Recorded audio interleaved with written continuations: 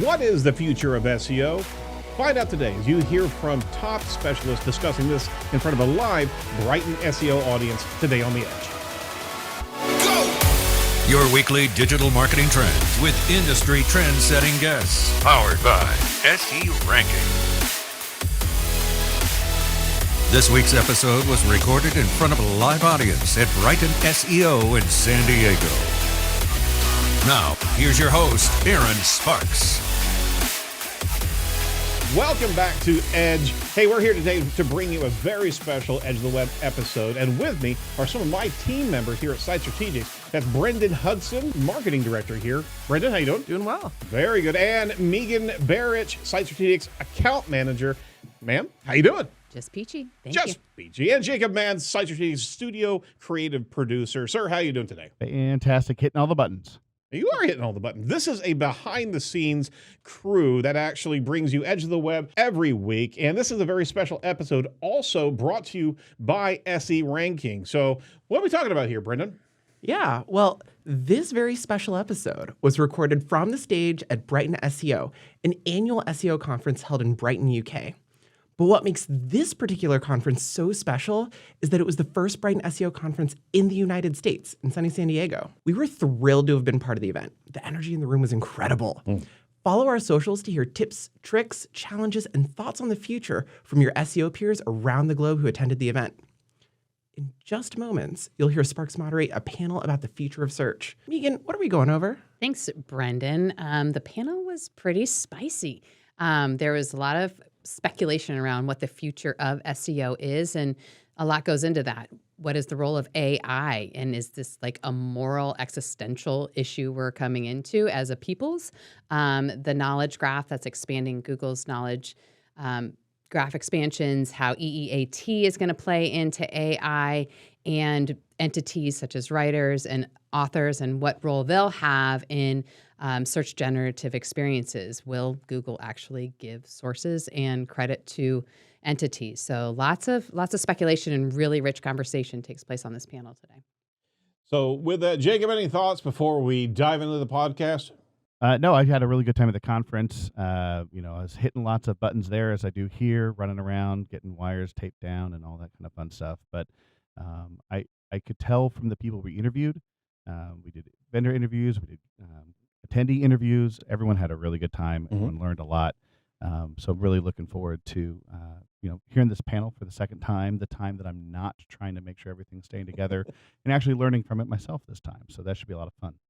Very good. Well, thanks for the team going out to Brighton, San Diego. And let's go around and jump into this podcast. This is the future of SEO from AI to SGE. How are we doing, everybody? Now, how are we doing? All right. Hey, wait a second. You have a tattoo?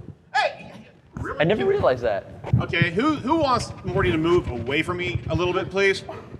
One person. Jason Brown. Son of a... All right. Thanks, Jason. Well, welcome to Edge of the Web. We're very, very happy to be able to do this at Brighton, have a fantastic panel here. I want to introduce everybody here. Cindy Crum is the CEO and founder of Mobile Moxie.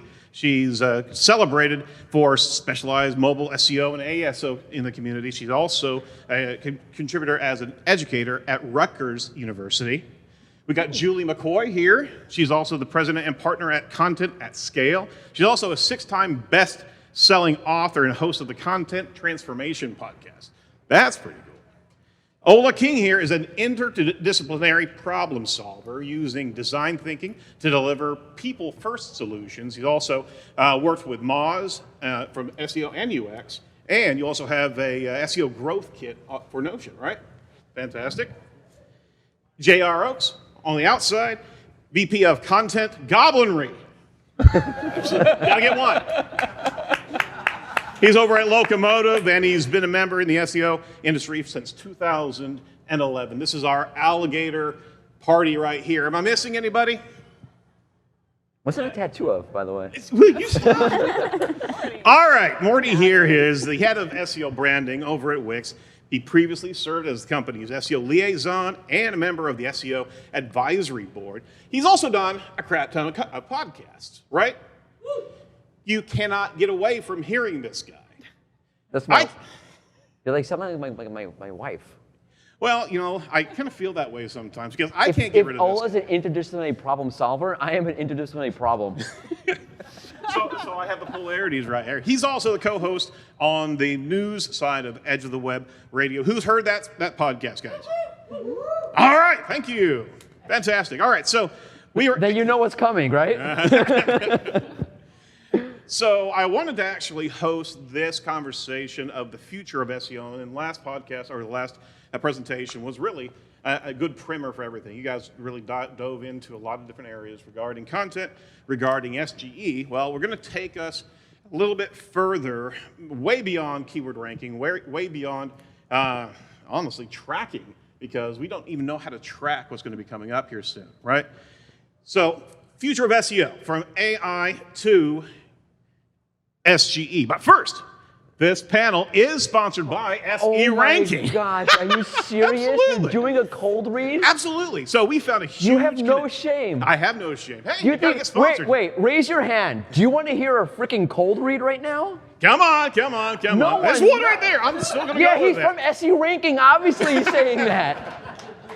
Well, if you haven't used SE Ranking, I mean, we've had a really cool connection with this particular podcast, and then there's a fantastic SEO platform. If you've not used them, fantastic tools, audit, rank You tracking. literally just said all the tools are not good. But they have a new tool, and it's in beta. So if you want to find out what they've got, we're going to tell you a little bit later about that. This is like the first tool that I've actually heard regarding SGE. So who's interested now? Come on, who's interested?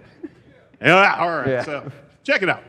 So here's what the topics are for what we're going to be doing here. We're going to be going into AI learning and SEO. We're going to be talking about EAT, the EEAT, and AI, Google's knowledge graph, SGE, the future of SEO, and tools to track these new factors.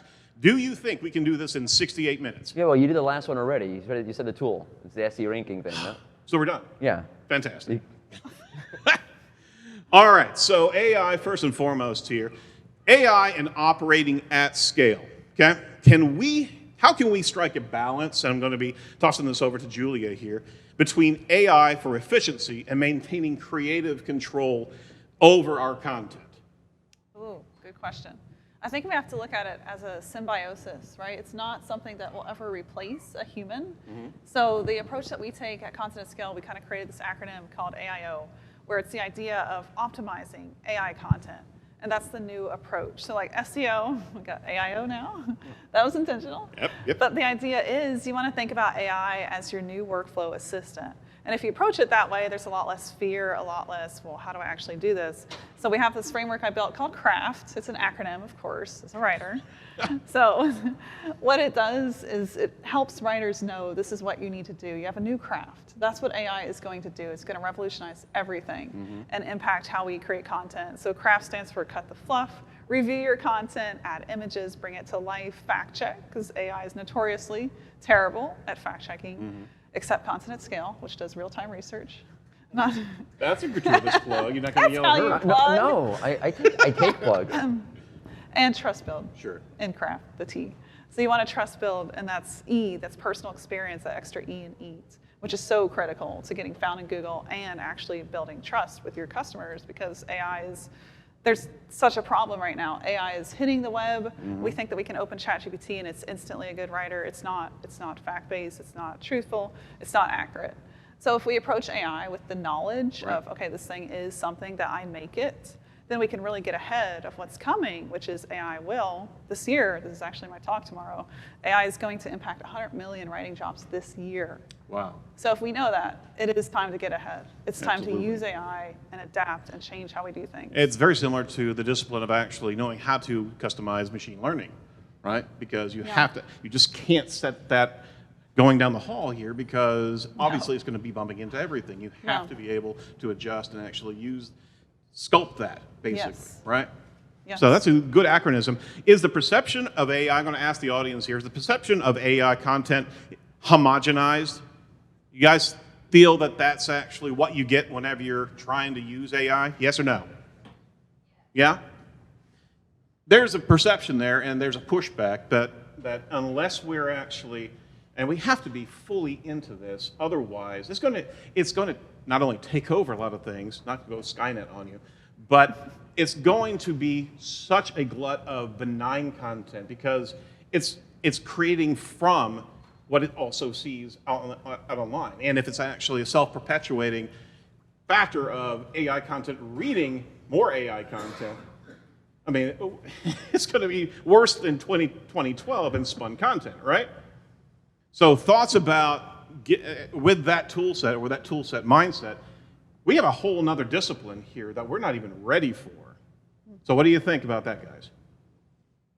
I'm ready.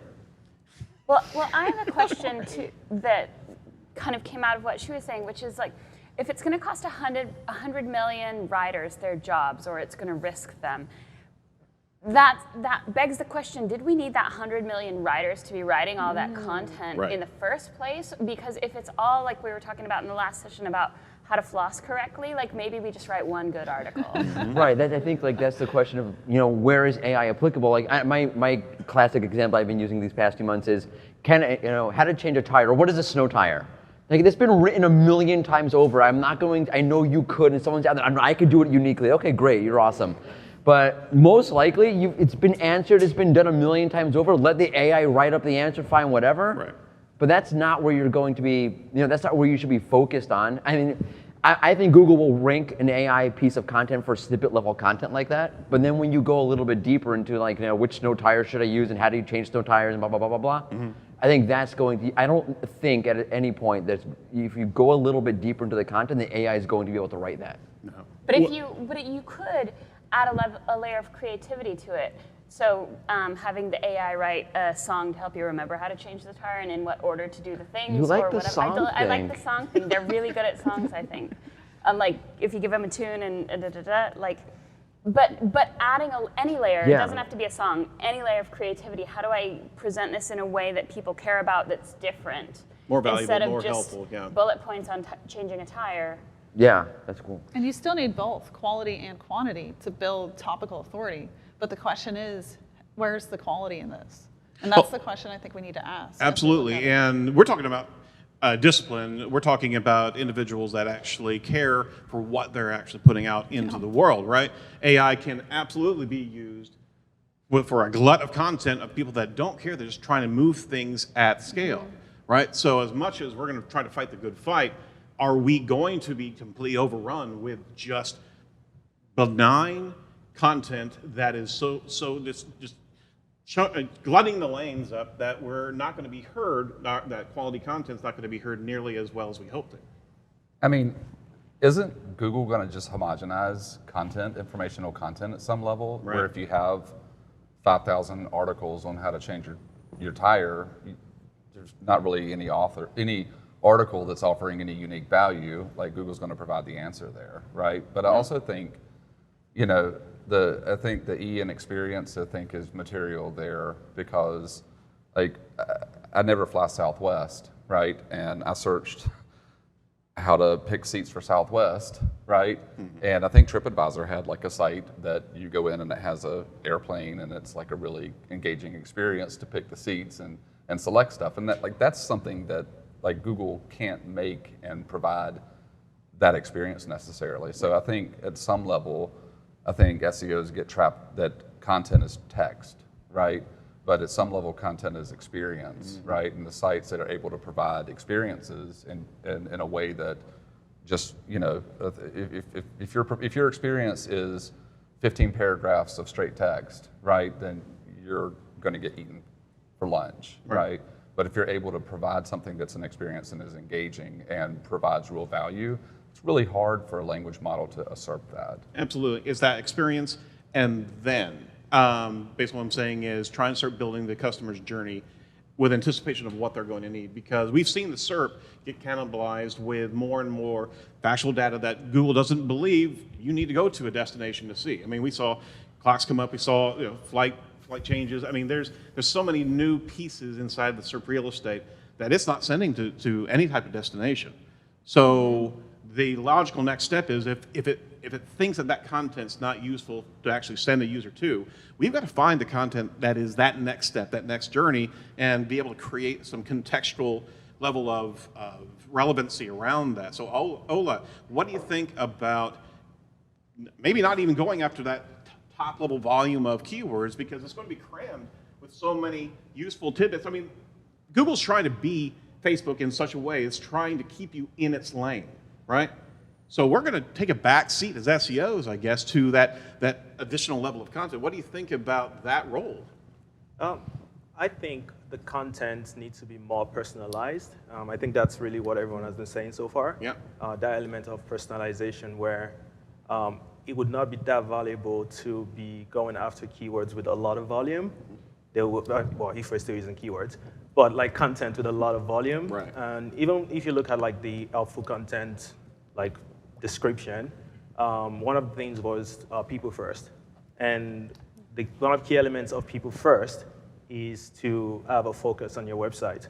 So if you have a website that has a focus on, let's say, changing tires, there are so many nuances to changing tires, where you are, the types of tires, and so on, where you are going after content that don't have a lot of searches, but because your entire site is focused on just this one topic, you are able to still get value from that. And you can send people down a journey where one search turns to 10 different consumption of your content. That's why I think the whole SGE and the AI is a red herring. I think the real thing that's going to change the SERP, I'm curious what Cindy thinks about this, is MUM. Yeah.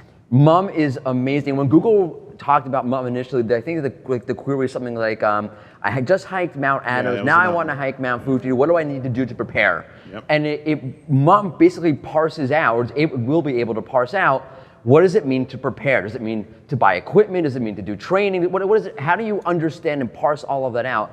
And I think what inevitably, use the tire changing example, what inevitably is going to happen, I think, is you'll search for, how do I change a tire? And there'll be some snippet from whatever website, or not from a website, it'll be the SGE. And then Google's going to try to filter you or segue you to those deeper topics. How do I change the tire if X, Y, and Z? What about this? What about that? And that's where I think MUM comes into play and will fundamentally change the SERP. And that's where I think you're going to have the ability to get content out there and to get traffic that's meaningful. So MUM is multi-unified modal, right? If I'm not Multi-step. Multitask. Multitask, unified. So we haven't model. talked about it in a while. No, it's ridiculous. We're all like telling AI and SGE. That's all that matters. But one of the key MUM factors. feeds AI. MUM is part of the AI. It is part of the AI. The AI is learning what the journey is, right, so that it can answer questions better. And they said Google said that they are using MUM as part of the SGE. I think when they announced the initial example they had with the Grand Canyon and dogs or whatever, and you had the expanded view, and then it broke down each sentence that they gave you with more links about that specific sentence, like that was MUM. The filters are coming from MUM because they need to figure out which journey you're on. So if you say, how do I change a tire? It's going to say, what kind of car is it? And then it's going to say, is it a four-wheel drive? Yep. But let's not forget about the omni-media side of MUM, because it is also wanting to bring other pieces that you want to be able to engage with. So images, video, audio. You better believe that Google's understanding audio, transcribing, understanding intent inside of audio. So you need to be able to meet your user on the preference or the preferred method of digital consumption that they want to learn from. Yep. So that's what's actually inside of SGE, and that's what's going to be changing based on that journey, based on that first step, the second step, and the third step. You're going to have many more options to understand what is really important for you, right? Well, how to answer the question in the way that's right for you at the moment. Like if you're changing a tire, do you want to read a bunch of stuff, or do you want to watch a 2-minute video? Oh man, you just freaked me out, because if Google knew where you were with your own phone, then it's going to actually serve up content based on your moving as opposed to stationary. Yeah, that's or not if it's creepy, snowing, right? Like, do you really want to change the tire, or do you want to call AAA? Like, call AAA. You want to call AAA. Yeah, or if it knows that you are completely inept with tools, do you really want to change a tire? Try this and embarrass yourself now. A real world example that actually happened this morning was. You had to change a tire this morning? No, not tires. You flew here. I walked around the city. By city, I walked from one part of the hotel to the other. One of my friends texted today, and he sent me a video on YouTube, and basically it was this channel that just takes articles on Wikipedia and just repeats the same thing. And he was saying how much it pisses him off. I don't know why he had to tell me that, but that's what he told me. Then I responded to him that I agree that would piss me off too, but actually there is value in those types of content sometimes when they had, new perspective, new spins on it, like localization, like to a new audience. Like if something was written from Wikipedia to, let's say, people that are 40 and above, there might be teenagers that might get some value from the same content, but with their own lingo, with their own ways of thinking. So those types of things meeting on our consumer preference. Basically. Yeah, exactly. Everybody has their own kind of equalizer bar of, I like social media so much as opposed to videos, or I listen to podcasts so much as opposed to search. So everybody has their own preference, and Google's learning more and more of how you're interacting with it. And it's going to be giving more and more to you through the SERP and through SGE. I did want to ask you one more thing about AI content. Should AI content be labeled as such, or should it be presented as authored by a human expert? Should we be requesting and mandating that if it's straight on AI content? We saw a lot of this happen in the news here about 6 to 8 months ago. A lot of content was getting spun up there that had no guidance of human expertise. Should we insist, as AI content comes into bear and starts evolving, should we have that label there? So that's actually a point in my talk. Yeah, I read your notes. Sorry. You must have. That is the third point. So I wrote an article on Search Engine Land on this, and essentially what you can land on, I think, is in the end, Google doesn't care how it was created. They care that it helps and serves the end user. So if we know that, and we're creating content with AI to help us create that content, and then we're labeling that content AI, do we even need that label? The argument could be made, is it detracting from the user experience if the content is in fact good? But that said, this really applies to text content. Video, audio, totally different game because of deep fakes. Right. And that can actually get platforms in trouble. So TikTok, as of September this year, actually launched a video, AI-generated video label for their platform.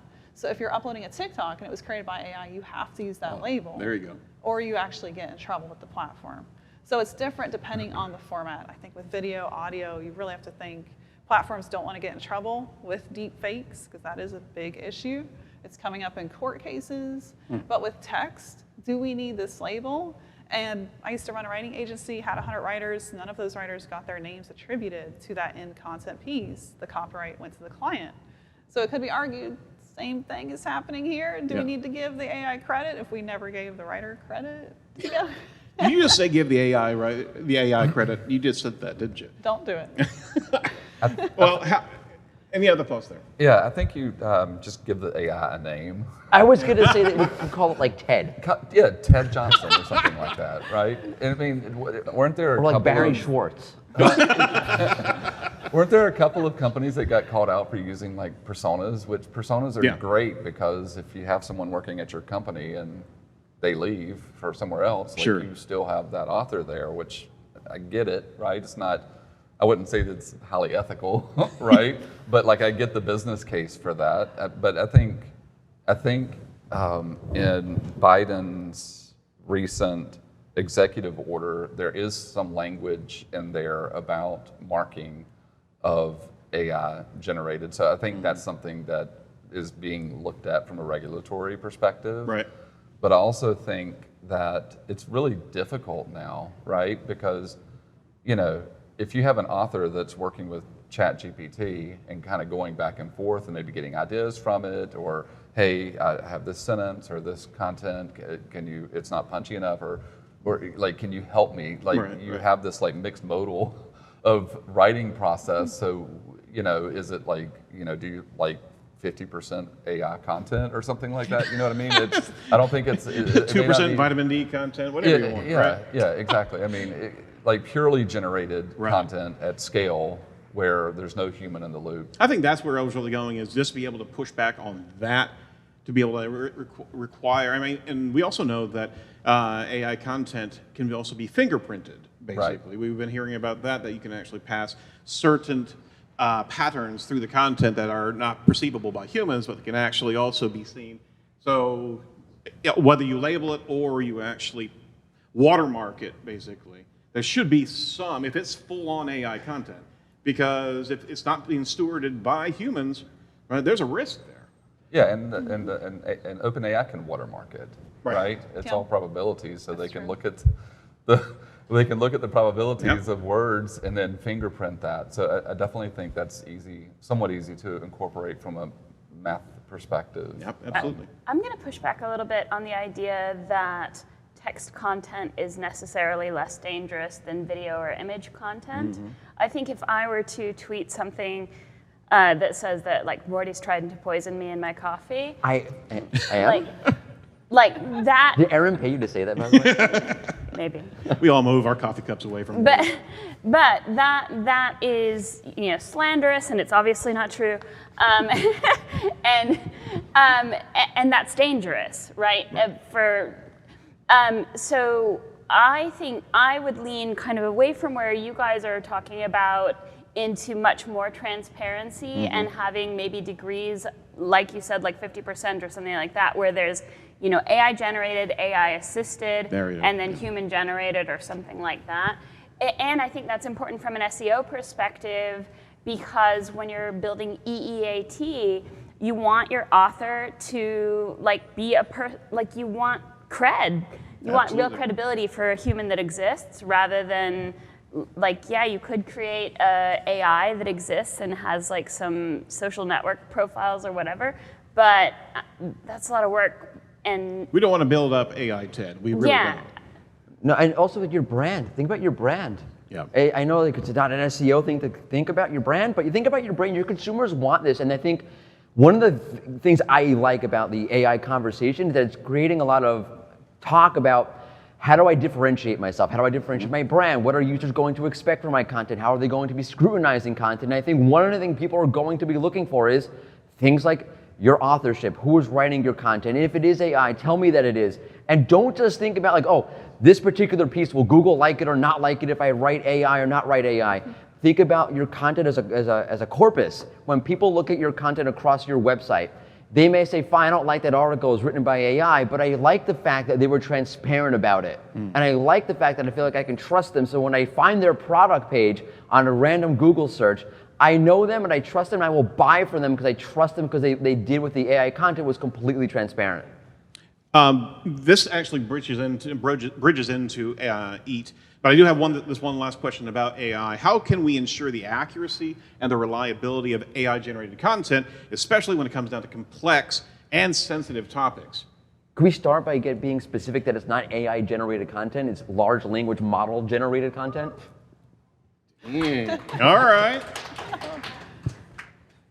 Bring in the sauce. That was some really good articles, by the way. Yeah. All right. So that was Brittany Mueller over there. So, large language content generation, right? Now, we're in the space, and we're also in the space that we understand EAT as SEO signals now. In fact, Google's actually even embraced that. The expertise, experience, authority, and trust, right? So in the light of AI, are they at odds? Is EAT at odds with AI? Is there a place for them both to come to a mutual agreement? Go ahead. No, you go first. I insist. See, I mean, they're already battling. No. Yeah. I've talked about how I think EAT is a precursor to getting included in a language model, that you have to prove that your worthiness before you can get in there and muck up the system. Like, they want to fact check before they add anything bad in, and that's how it's got to be. And I think that task is going to get harder and harder for Google over time. Is EAT represents signals that represent deep subject matter expertise. And there's also a time period of learned trustworthiness of that, citations and information that is lauded in a particular industry, in a particular niche. With AI learning models, right, will we be seeing that next level of niche exploration? If you're training the AI to go deep and understand that subject matter expertise, it won't be cited, but will we be seeing these type of models finding those niche points that usually are not going to be surfaced unless you have a good deal of experience behind you? See, where I'm going here is that if it's going to be exponentially growing, could it very well be sent down all of these different rabbit holes to find this information? It's possible. I mean, what does experience really mean? Just being familiar with a subject matter. Right.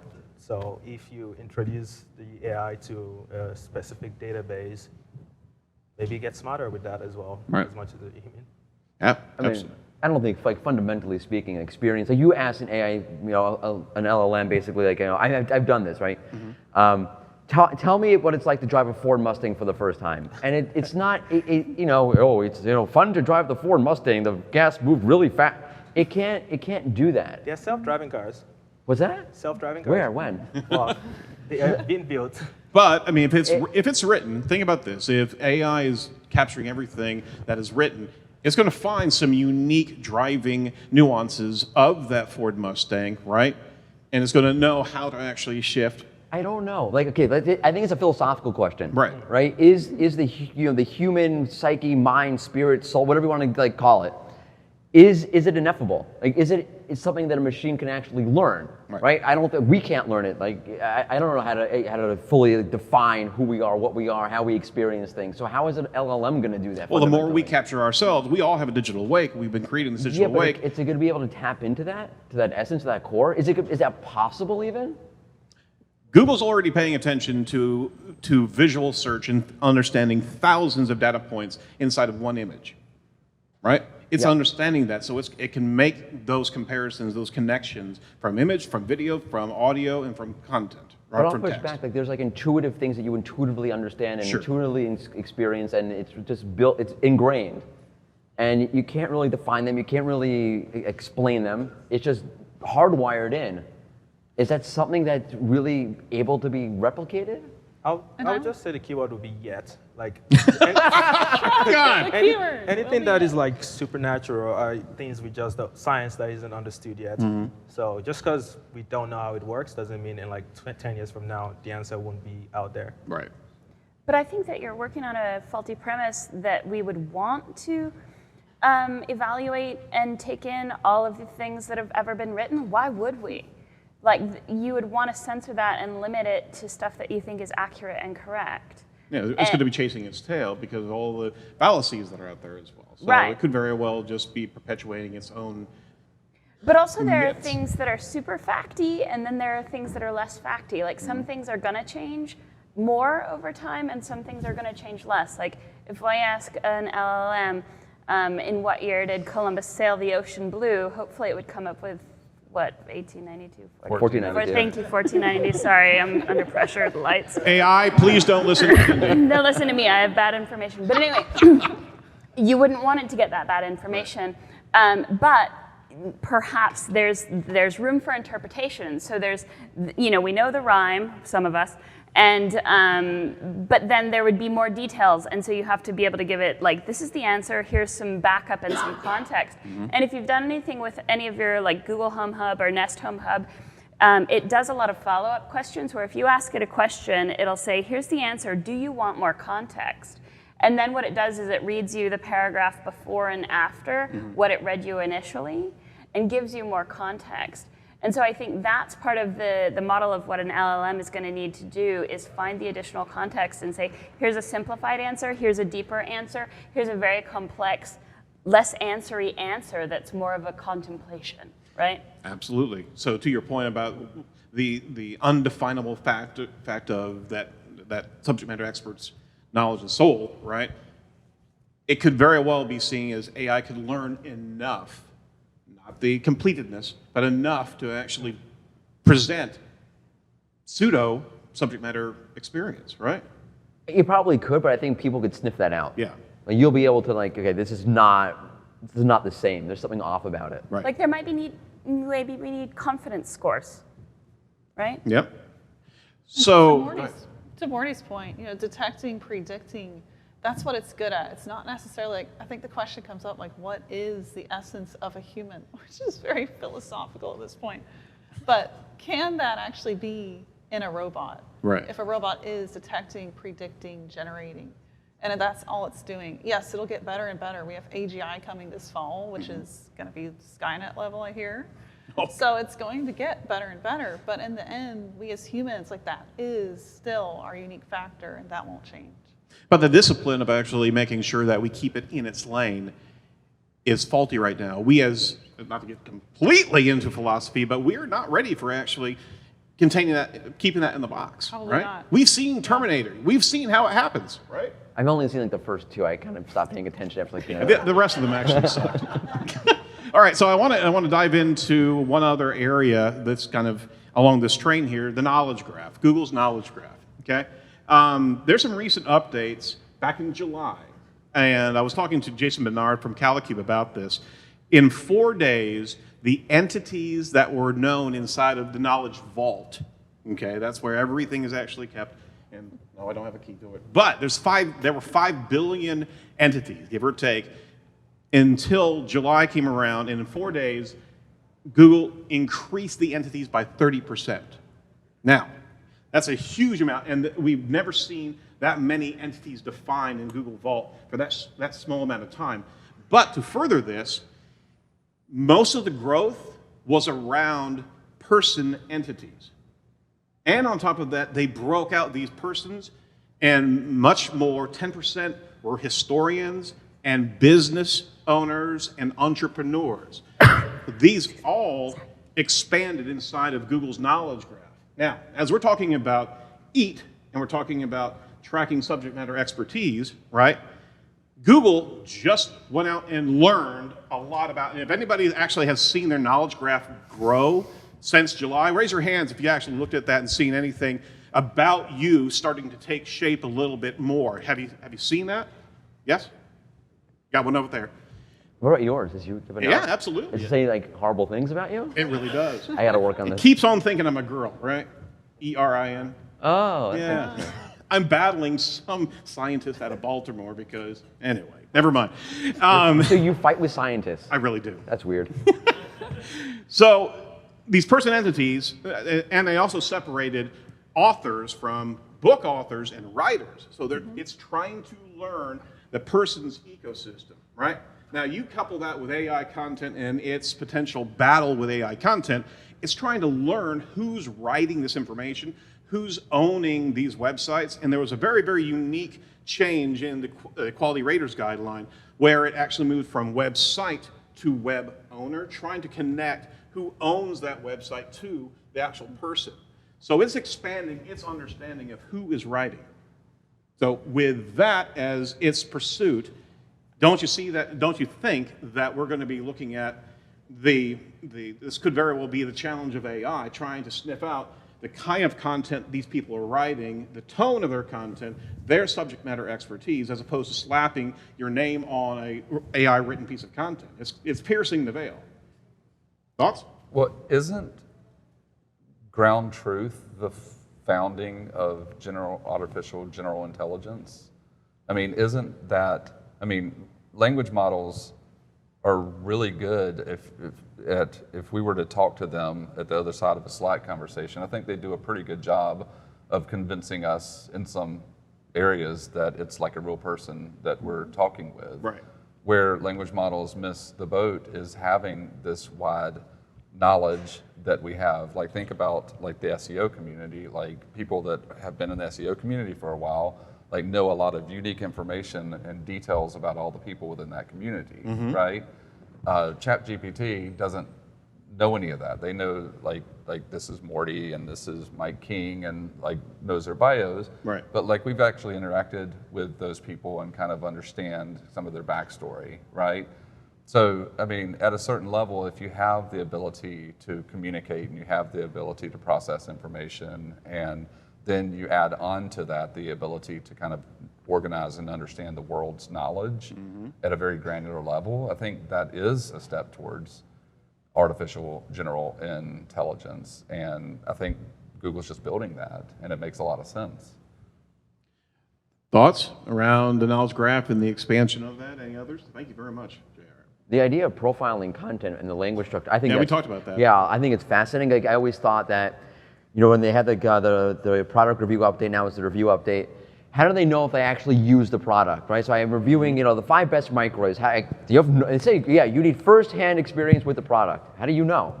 And I think it's not that complicated. It's really what machine learning is built to do, which is profile language structures. Like I'm reviewing vacuums. And I've never actually used a damn thing, I would write a great vacuum for carpets.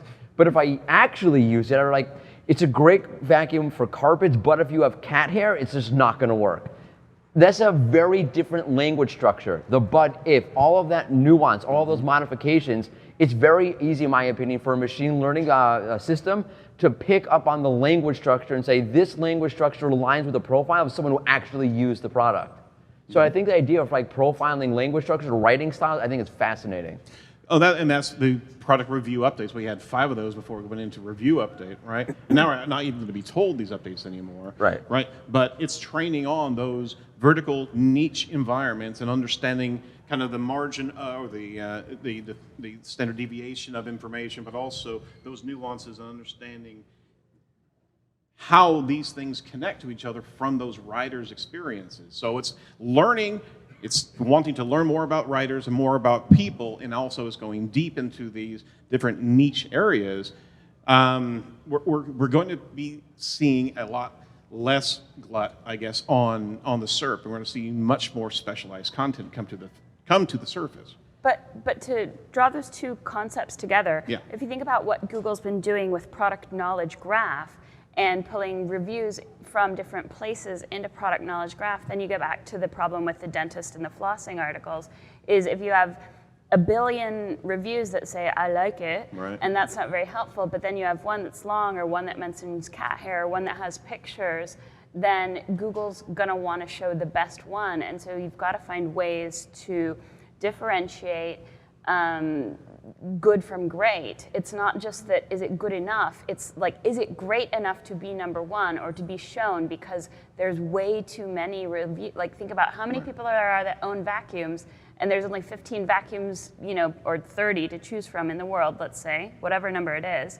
There's still too many reviews for Google to show them all. They've got to figure out how to crystallize and find the best ones. Find the anomalies in those reviews, but also find out anything. The value add. The value adds there. So right there is my question. How can, SEOs see this more than most other marketers in the space of seeing what's changing right now, how Google's understanding and displaying new interpretations of the world, basically.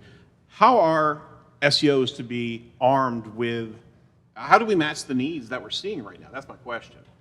Because we were just talking, you guys were talking on the previous panel, that SEOs are still backed by keyword volume and keywords, right? And those keywords are derivative of concepts when it comes down to the knowledge graph. So we're still in that valley of just traffic. How can we move into a new area of subject matter expertise, sculpting, and creating these value adds? I call it like the brand sniff test.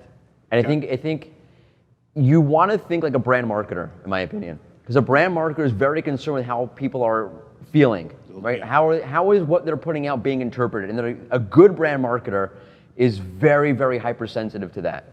And I think that's how you want it. It's a mindset of how to approach content. I think SEO should adopt it. Mm-hmm. Because what inevitably you do is you're thinking about how is the audience going to take this? What do they need? What do they need differently? What are they going to need in the next phase? How would one audience differ from this audience? And you're also going to try to think about what's the overall feeling that the user is going to walk away with. And I think all of those things speak to creating very nuanced content, very conceptual content, meaning the concepts are well ordered, well structured, and well connected, which is kind of what you want to do when you're working to optimize content from an entity-centric focus kind of way. Mm-hmm. What do you guys think about that? When you look at how Google defines the highest E, they say how to do it. It's become the uniquely authoritative go-to source. And it goes to people with a wealth of personal experience. So just what you were saying, Mordy, to your point, I think becoming a brand marketer, thinking in different formats. We've done content combined with a video pop-up, and the retention on our page is extraordinarily high because we have those two formats. So how can you go beyond just text? How can you become the uniquely authoritative go-to source? And that's forum content, that's social media content. So it's not just like an SEO content piece that we want to get to the top of Google, it's the brand as a whole. So like, for example, we just launched a new website. It took us months. It was an insane task to take on.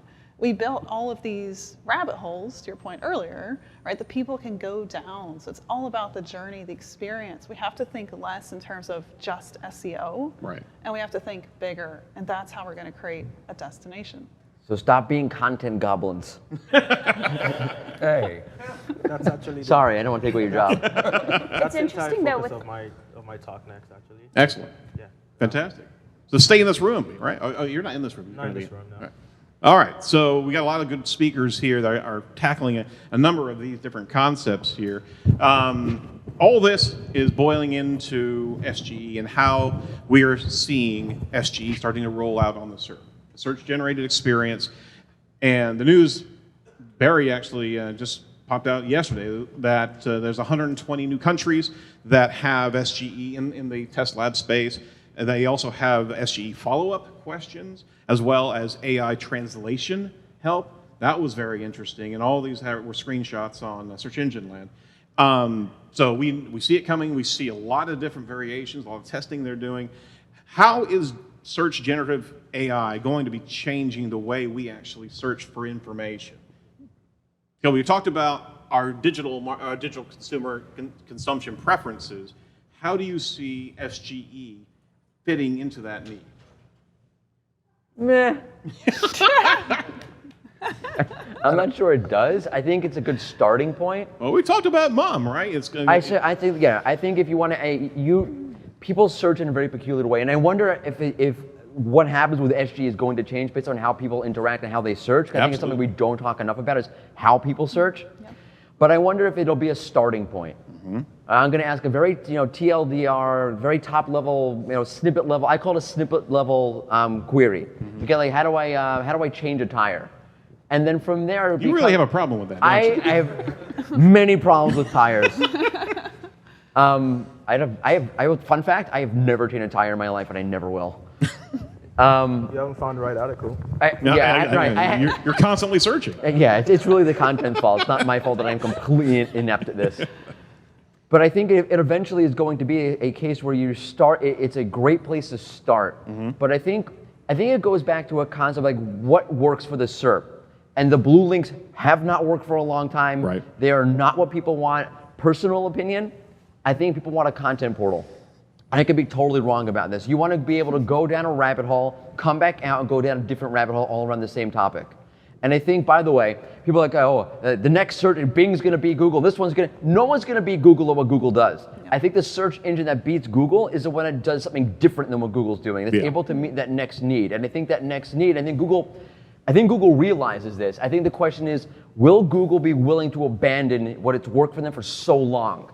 Because there's a lot of money over there. Generally what happens with big companies, right? You have a thing that works, but can you pivot? And I think it knows it needs to pivot, and it knows it needs mum to pivot. And I think the SGE will let mum work and give you a starting point to go down these various rabbit holes. Again, like using the example of going to hike. I want to explore tips on how to hike. I want to explore the gear that I need. I want to explore where to hike. I want to explore different types of hikes and so forth. Giving people the access to go down that rabbit hole, SG might be a great place to start. Right. The question is, will Google have the cojones to abandon what's worked for them for so long and really give the user some kind of really new immersive experience? Well, I think the challenge is, that's a great platform that you set there. I think the challenge is how are they going to be able to monetize that SGE? Don't worry, they'll figure it out. They'll figure it out. But that's the only thing that's going to keep them from really taking the full dive in, right? So the SGE, if you've not seen it in Search Labs, it's really the choose your own adventure, right? You're seeing a number of different screens pop up, but that next journey, right? That's what the user, and it's truly the new above the fold. That's what we're having to compete with, and we're not going to be able to do what we've been doing before. We are going to have to diversify our content more than ever before because that's what Google's listening for. But that journey is really important, and actually mapping that journey on your own website, but also off your website, communicating signals that actually build that trustworthy content. We're going to have to feed the SGE, your subject matter experts, feed the SGE the SME, right? I don't know. Like SGE is weird to me because like OpenAI released ChatGPT, and then boom, overnight they have 100 million users, right? And then Bing's like, okay, well, let's pop this on search results, right? And there's nothing. And their market share barely moved, right? I think it went down. I think Danny Goodwin covered that several times. But it's interesting if you look at a browser market share, like you see changes on a browser market share between Edge and Chrome, somewhat reflective to some of those movements, right? So, and I think the thing with a lot of the language models is people are using it to save time and become more efficient and to automate things and to save money, right? Right. You see it worked into a lot of processes. I think at some level, the thing that's more interesting to me than SGE is that there feels like there's several different kind of things going on at the same time. Because you have SGE, you have a lot of change in behavior with like the millennial and Gen Z in terms of where they want to get their information. You have a lot of backlash from SEO in general, where people are really craving this legitimacy and veracity in the content. You know, after you've searched best toaster, 500 times, and then there's 15 Amazon ads there, like those Reddit modifiers are real, and Google's looking at that and saying, okay, how do we bring these conversations? How do we bring these social conversations into search and make it a really engaging experience and increase the level of trust, right? Because it's not some writer in New York or wherever that is like asked to review this content. It's, Jim who bought the toaster and has used it for 6 months and it's like, I don't do that, right? It's like you get this sense of legitimacy. So I think there will be a rebuttal to a lot of the GPT generated content, and then Google's read that content and then generating a new response, right? Like, I don't think that's sustainable. I think the younger generations are really interested in brands.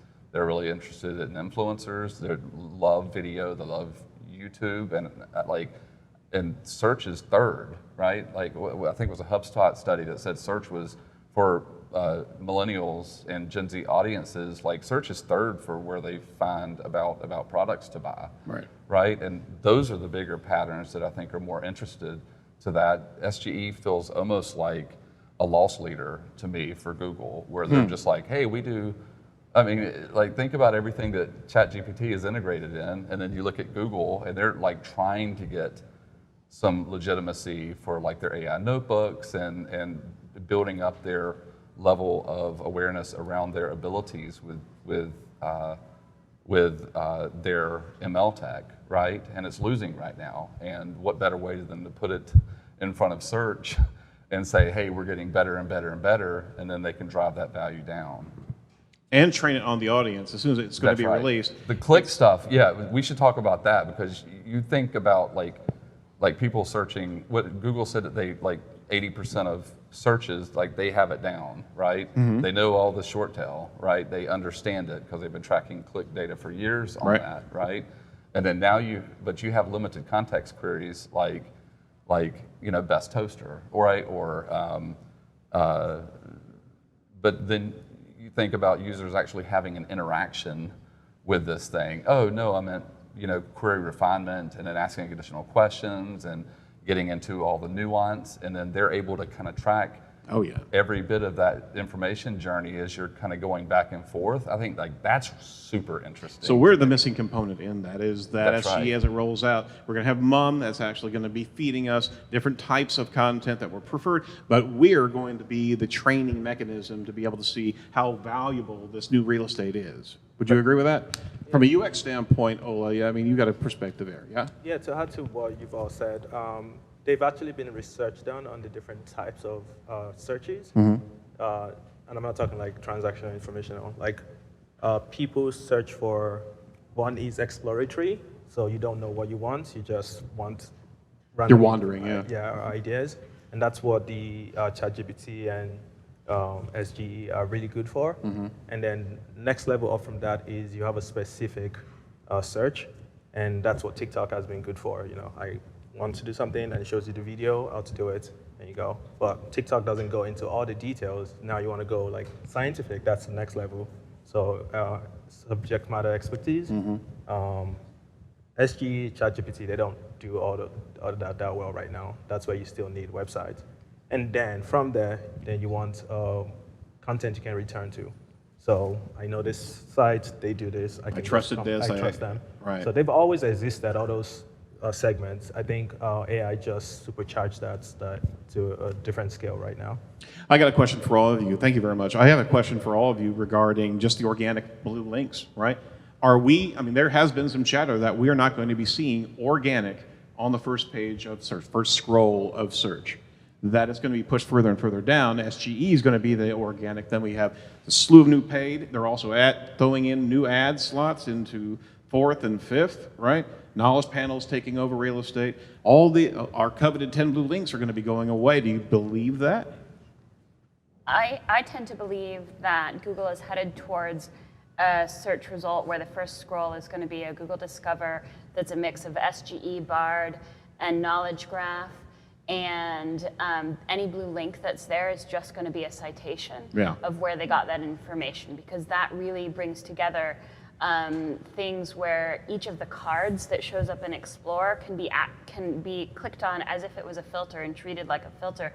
Where if Google is using, let's say, EEAT to find the best influencer on this topic and the best detailed expose research paper on this project, and they can show those in a card, then you've chosen by your click which journey you're on, and Google knows what the next best thing to show you is in a new Explore result that they can monetize with new ads and different ads, based on what your journey is. And those ads are going to be even more valuable because it's not top of funnel. It's going to be much more highly converting ads because you're along that personalized journey, right? They're going to struggle to monetize if they don't do a good job understanding the journey, and especially with GA4, that's why we had to move to GA4, is because they needed to do a better job of the cross-device, journey attribution of the whole process. Sorry, Mordy. Go ahead. No, I was very similarly, and kind of piggyback on what Jay was saying before. I think the whole SGE thing is like a red herring. I think it's much more interesting to talk about content trends, how people are consuming content, the expectations they have around kind of how those are changing. Look, like you mentioned Google throwing in ads in the organic results. So now you scroll through the organic results, a whole bunch of people saw this, it was covered by Barry at some point, and you see an ad in between the 7th and the 8th result. I don't think they're doing it just because, okay, let's be more aggressive. I think what they're looking at is people are way more sensitive about seeing ads. And the era of the CTA and the ad in your face, people are just glossing over that. To use search engine land, I use this as an example on Twitter. If you go to search engine land, I think in all of their articles now they have a little blurb about their newsletter and an in-link. And it's not a big CTA anymore, because I think there's this trend of people not wanting to be sold to, people realizing what's going on. The web is really maturing. People are getting far more conscious about what's going on. I think the ultimate awesome thing about happening from the whole AI conversation is people are just getting more aware of what they're consuming and how they're more digitally savvy. The consumers are there, and all of those things. So Google's going to have to adapt to those wider content consumption trends. Do you still listen? And there was a presidential debate thing last night, right? Right. Do you still listen to that on the radio? Back in my day. No, right? No, right? Because people stopped listening to the radio. That's my classic example of how impactful content consumption trends actually are. So look, if the first presidential debate was, I think, in 1960 between JFK and Richard Nixon. Right. And if you listened to the radio, you thought Nixon won. Absolutely. And if you watch it on TV, you thought JFK won. Why? Because Richard Nixon looks like Richard Nixon, and JFK looks like JFK. Oh, but he was sweating. The makeup was terrible. So ever since then, they said, okay, well, TV is a new medium, and it changed the whole way they run presidential campaigns. It changed the whole dynamic. It changed the whole conversation. It changed how they put out all of that content. Completely changed. And I think we don't appreciate that when content consumption and content preferences change, it is a fundamental shift, and I think we're experiencing a fundamental shift in what people want out of content. And instead of getting hung up on the stupid AI and the stupid SGE, look at what people are trying to consume and how that's changing. Because whoever it is and however they're going to do it, Google's going to need to align to that. They want to continue to survive and make money. Isn't SGE a response to that, though? In a way, yes and no. I think to what Jay was saying before, I think Google saw, oh snap, ChatGPT is out there. Oh, Bing has this? We need to have this. And they completely lost sight of the actual target, which is making people happy. Ooh. Can I ask y'all, this is really kind of off topic, but it's interesting. Have y'all seen the ads on like publications where it says like click here to expand content? Mm-hmm. Yeah.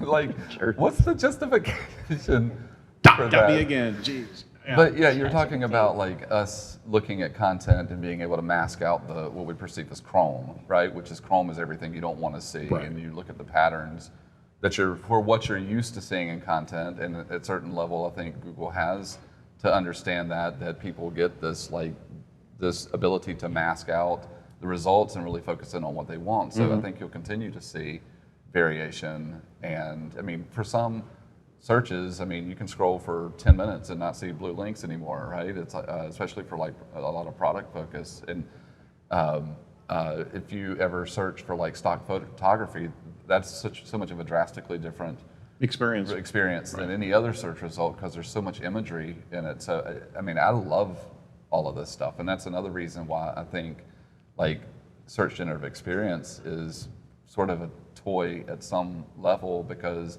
I do think, you know, depending upon the type of search that you're doing, I think Google has the ability to really bring a rich tapestry of information together and make that a really amazing search and like sell you stuff, right? And I don't think search generative experience just feels too content focused and not kind of multimedia focused for me. All right. So I'm going to pause here for a second and actually do ad insertion. I can't believe you're doing an ad. They didn't come to listen to you talk about ads. I want to talk about SGE. You're worse than Google, right? You can't click away. I'll cite the source here. You're like sticking right in the middle there, right? All right, check it out. So SE Ranking actually has a very cool beta Wait, you're test. being paid by SE Ranking right now? Yes. And are we getting the rev share of this? You didn't We're ask. up here. But now we have to talk about it. Yeah, we're talking about it right now.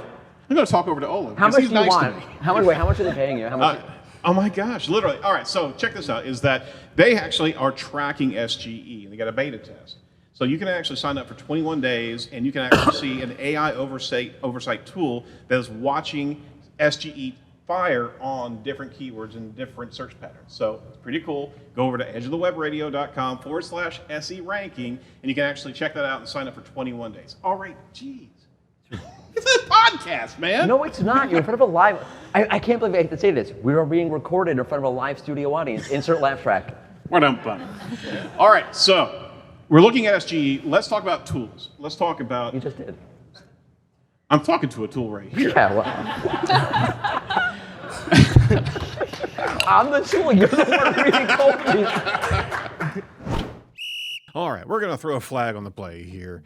Let's jump in and let you know about SE Ranking's exciting new product. They're announcing the beta testing of its revolutionary AI-powered overview feature designed to work seamlessly with Google's SGE, the Search Generative Experience. This cutting-edge tool empowers you to analyze a wide range of queries and identify those that trigger AI-powered snapshots, uncover specific websites and keywords in the SERP that SGE utilizes to generate responses, also leveraging these insights to craft effective strategies for maintaining current traffic and tapping into new sources via AI summaries. To join the beta waiting list and secure your extended 21-day trial, go register to our landing page at edgeofthewebradio.com/SE ranking.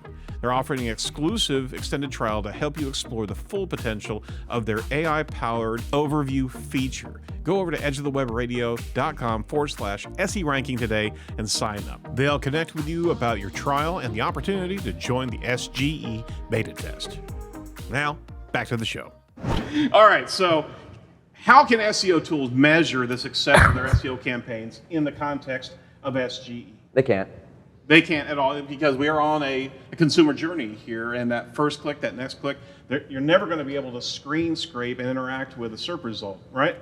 I feel like the SEO tools live in a different universe, and they don't talk to actual SEOs about what actual SEOs want and need. Yeah. And we know we've both worked at like tools before, and Yep. it's a problem. Yep. I will tell like firsthand, like I know they try, and I think the way they think about the tools go about SEO is very linear, and it's very surface level, and I don't think it really dives into what you're actually trying to achieve as an SEO. And now you're adding the whole like SGE thing on top of that. Right. They can't even do the regular stuff right. But the projections are that 25 to 40% of our organic search is going to drop on the websites because SGE is going to be. Wait, who said that? People. Who? People. He said it right there. I just heard it. I think it's so early to say anything. Any projections whatsoever? I mean, it's really weird though. I mean, I've by no means been the longest in SEO, even on the panelists up here. Fairly new at 10 years. But, Stay away. Don't do it, man. But like these tool Veer off. Right. The tool vendors have been refining these results. I mean, we use Nozzle, and like I go into their BigQuery data, and it's like 600-700 like features that they're doing on every page, and then you get into search generative experience and being non-deterministic, and like 10 users, or I can do a search and then do another search and have different potential results on that to some level. I don't know. I think it's, and then I also think there's a lot in the SEO community that aren't sure, like, because the ad issue, right? The only thing that we know for sure is that Google's going to continue to sell ads next year. Absolutely. Right? And they're going to optimize for ads, right? Again, I think search generative experience is somewhat of a loss leader for them. I think it'll continue to expand and they'll continue to test stuff, but I don't know that like that's the thing that we need to be speculating about until we actually have data that backs up action. Absolutely. Where's the fun in that though? We have no clickbait headlines otherwise. So would it be useful for tools to start giving us AI tool sets to be able to envision that first query, that second query, that third query that could possibly be predictive for SGE, as opposed to keywords and volume and things like that?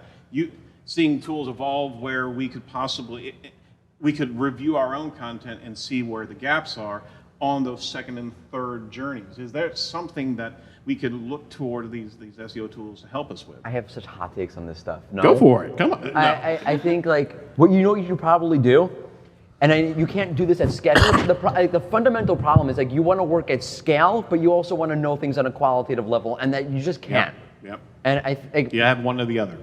I think that the better thing to do is to actually like map out and look at what's actually happening when you search those queries that are relevant to the website, and actually talk to the audience. What are you looking for, and really get qualitative information and extrapolate. Use that as a kernel of truth, and extrapolate out from there at scale. Okay, so if that works here, this is a very similar case. I don't need to do all that research again. I might just make some assumptions and see if that works based upon what I did before.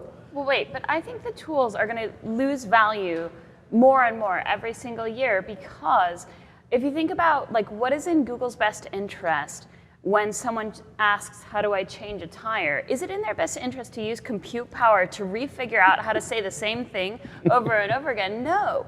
It would only be valuable if you're personalizing it to that person and what Google knows about that person. And if I ask how to change a tire, it's going to say, it's going to know what car I have and if it's four-wheel drive, how old the tires are, where I bought them, and say, don't change the tire yourself, just call this because you already paid for it and it's part of your replacement warranty thing. It's immersive. Right? It's going to be watching how immersive you are in the interaction. If they're not doing that with the AI to personalize to that level, then they're just wasting compute power and paying for a lot of stuff that doesn't need to be changed every single time. You don't need AI to tell someone how to change a tire. You just need to read the manual, right? But you need AI to personalize it for you in this weather, in this situation, whatever.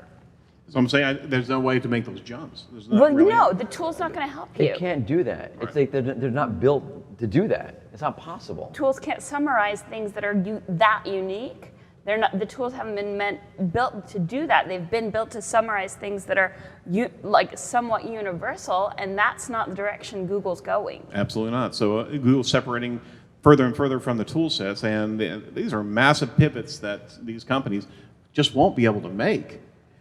So how are we going to measure success inside of SGE? How good you feel?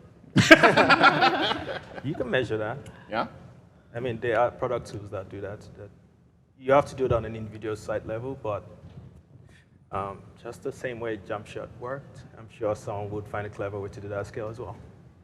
Will Reynolds actually posted a video a couple months back as he was using AI to actually compare two SGE results and being able to actually see the differences, like a 46% difference between one screenshot and another screenshot. That's probably going to be the only way that these tools are going to be able to try to track that rabbit hole. Honestly, shout out to SparkToro. SEO should be using that. Like, understand the audience. The way you're going to be able to optimize for the SGE, whatever, all that nonsense, is understanding the. It's coming. You know it's coming. It's such a joke. Come on. Is understanding your audience. What are they looking for? So audience understanding, audience analytics, whatever you want to call them, like that kind of research, that kind of data, that's useful. Absolutely. Or finding the best influencer in a space, which is what SparkToro, like that's the opposite side, knowing the audience and knowing the industry down to a T and saying, okay, audiences in this industry are looking for this kind of content, and here are the top influencers, and this person searching prefers this kind of answer, and drawing those dots together is where the computer adds value to a user experience rather than just and show you where your gaps are so you can actually meet those. All right, I got about 5 minutes left here, and I want 6 minutes. Easy. Yep. This cost me about a minute anyway, so I'm just. Why don't you do another cold read in the meantime? All right. So last 5 minutes, I want to go around the panel here and ask, what do you see as the future of SEO in the next 18 months? We've seen so much change. Links. Buying them. Buying links. BBNs are the. BBNs. JR, I'm going to start with you. In one sentence, what do you think the future of SEO is going to be in the next 18 months? That's unfair, isn't it? That's I would say, hell if I know. Do you think SGE is going to be released in the next 18 months? I mean, I've been going back and forth on that, but they just rolled it out to 120 countries, and I think something's going to get released. Something's coming. Yeah. All right. Cindy, what do you think SEO in the next 18 months is going to look like? I think SGE might get released as SGE with maybe a BARD kind of thing might get released as kind of a subset under a knowledge graph for things that Google has a really high confidence interval for. They'll release it and say, here's what our AI thinks about this too, as kind of a modifier, just to test that on a larger population in a safe way. And then, like I said, I think it's going to be more of a Google Explorer thing, and I've always been bullish on voice. I think playing with your Google Home Hub or Google Nest Hub and seeing what those results look like, because if you haven't, they look like Google Explorer. I'm not just making this up. They look exactly like Google Explorer, and they pull in people also ask stuff, and they pull in the larger context stuff. They pull in a lot of stuff that Google's talked about in broad ways, but not said, we're already doing this on the Google Home Hub stuff or the Google Nest Hub. Voice search is huge. Trying those out and understanding where that's going is understanding what Google is trying to do. Julie, what do you think about the future of SEO in the next 18 months? Well, I have hot takes, but I've been keeping quiet. Give us a couple. I would say, if we're focusing on SGE, we're focusing on the wrong thing entirely. It is all about the end user and what they actually want from us. And as a brand, as somebody that owns a website, as a marketer, we have to think, what is it they want? And that touches the product, that touches marketing, that touches the website. So like, for example, this year, instead of how can I get ahead of SGE, and we have 700,000 monthly uniques per month, and it's been growing. So I'm doing something right, hopefully we'll in the future. But something that I'm doing regularly is just getting on calls with our top users. What is it you want to see more? And how do we feature you in our marketing? How do we make you a representation of what we're doing? And just cater to what people want to see from us. So if you're focusing on the user, to Mordy's point, SGE feels like a complete red herring. I don't think it's going to last. I do think it'll evolve, it'll morph into a completely different experience. And I think we're going to see that completely deteriorate and be reformed. So if we're not supposed to focus on that, what do we focus on? It's the end user, and that's the most foolproof SEO strategy there is. Absolutely. Ola, what do you think? People first. That SEO is a discipline within UX, and you can learn more about my thoughts in an hour. All right. What's your hot take, Morty? I don't have a hot take. SEO in 18 months. Tell me. What's going to happen? I don't know. You got nothing for me. I think like SEOs are, I think it's the same, look, I think the idea of grappling with, I think you're going to start to see more of this. I think we're very behind the curve on this, but it's becoming a little bit more evident. Is I really understand like what is good content, what does that mean with the nuance, the layers of content, targeted content, realizing that what we can't do is create content that does multiple things at one time. There has to be specifically targeted content with specific purposes, and that all the content interrelates, all becomes a corpus. I think, understanding that how your content positions your site as an entity, and realizing that your content is an entity, and that becoming, for lack of a better word, that becoming a focal point on how you think about ranking, right. Not in terms of a particular page with a particular piece of content, but content is a concept, Yep. The topics are concepts, and they're all interrelated, and then you want to showcase all of that to the search engine. But really like splitting the hairs, like really understand like what exactly that means. Because we talk about it, but it becomes a talking point, but we don't really get into like what is good content actually, what are the properties of good content? And what does it mean to be targeted? And what does it mean to address a user? What do all those things actually mean? Instead of just saying, I'm going to write 5 ways to target users. So we've got to meet our user, and it's not in the same channel as volume. We have to realize that we can't be going after that bug light all the time. I think search volume as a thing should disappear to a certain extent. Yeah, absolutely. All right, well, that's it. Thank you so much for all the panelists here. Give these guys a round of applause, please. Really appreciate the time. Thanks for Brighton SEO for allowing Edge of the Web here. And hey, from all of us over the edge, stay safe, stay well, and do not be a piece of cyber driftwood. Thank you very much, guys.